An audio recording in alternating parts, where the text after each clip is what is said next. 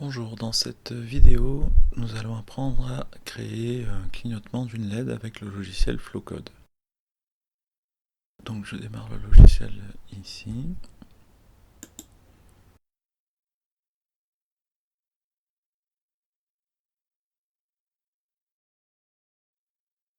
Comme il s'agit d'une version gratuite, il y a un petit temps d'attente au démarrage, mais après on va sur OK et ça démarre tranquille.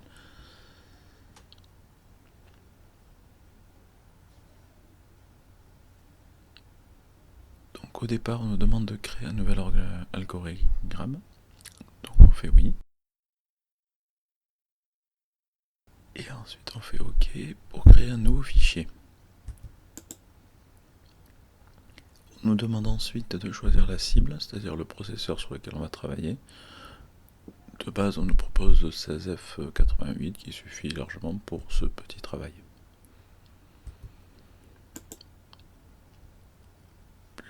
Plusieurs parties s'ouvrent devant nous, la partie où on va tracer l'algorithme ici, et ensuite la partie où on aura le panneau avec les différents éléments qu'on va rajouter, les propriétés du microprocesseur qu'on a choisi ici avec son détail en haut à droite.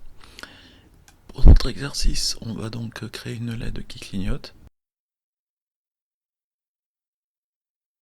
On va donc tout simplement aller sur les sorties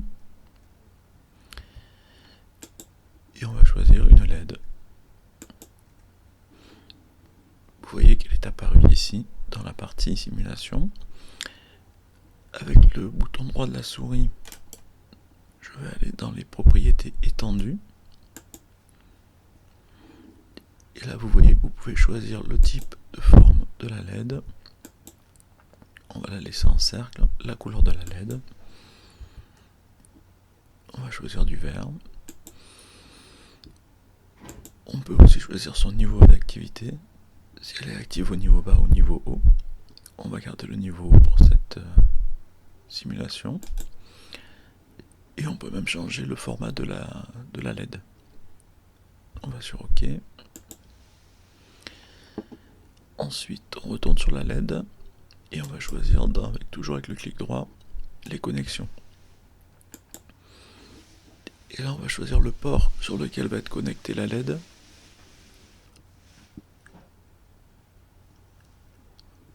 Pour notre travail ici, on va choisir le port A et l'entrée 0. Plutôt la sortie 0. On termine ça. On est prêt à faire notre programme. Donc pour faire clignoter notre LED, on va devoir prendre une sortie que l'on va glisser ici.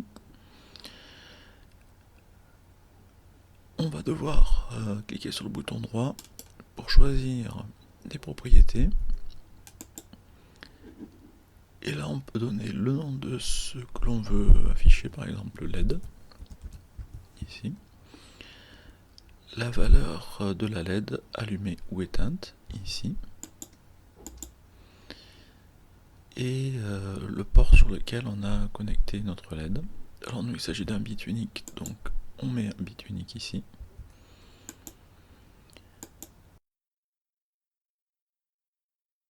Donc c'est tout pour la LED.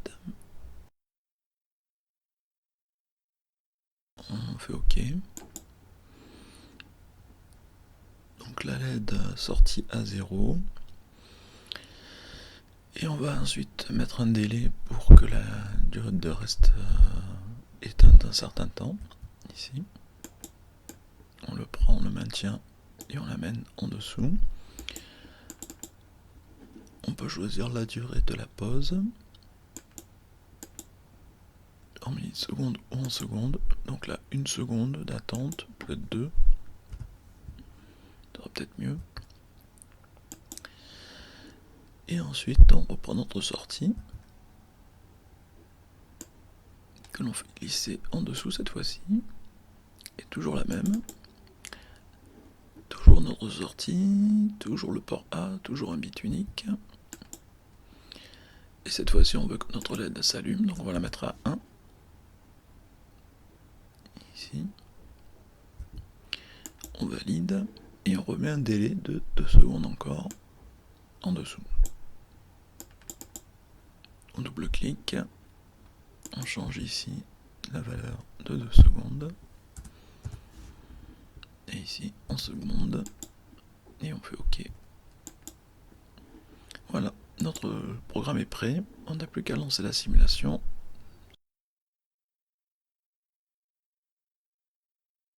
Il crée sa compilation, et ensuite on devrait voir le fonctionnement s'exécuter. Alors là, peut-être qu'il n'a pas marché parce que je n'ai pas fait de boucle de répétition. Alors je peux lancer aussi le programme étape par étape. On voit ici que la LED s'éteint. Elle reste éteinte pendant 2 secondes, un certain temps. Voilà. Ensuite, elle va s'allumer. Elle va rester allumée pendant 2 secondes.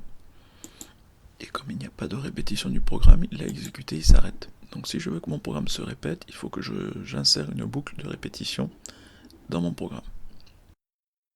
Insérer une boucle ici.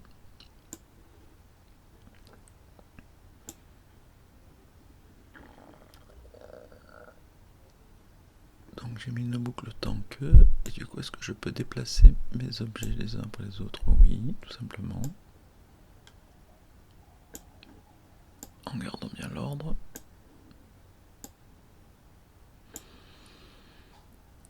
Et logiquement, si on relance, cette fois-ci, on devrait avoir les 2 secondes d'attente. Voilà, ça passe son temps. On voit la LED qui s'allume, qui s'éteint. 2 secondes, 1 seconde. À chaque fois. On peut voir le fonctionnement étape par étape ici. Donc là, au départ, tant que la LED s'éteint, pendant 2 secondes, ça lance la tempo. Puis ça allume la LED pendant 2 secondes. Et ça relance la boucle. Ça rééteint la LED, etc., etc. Voilà. Et on sauvegarde bien notre fichier enregistré sous. Et on va l'appeler LED clignote 1.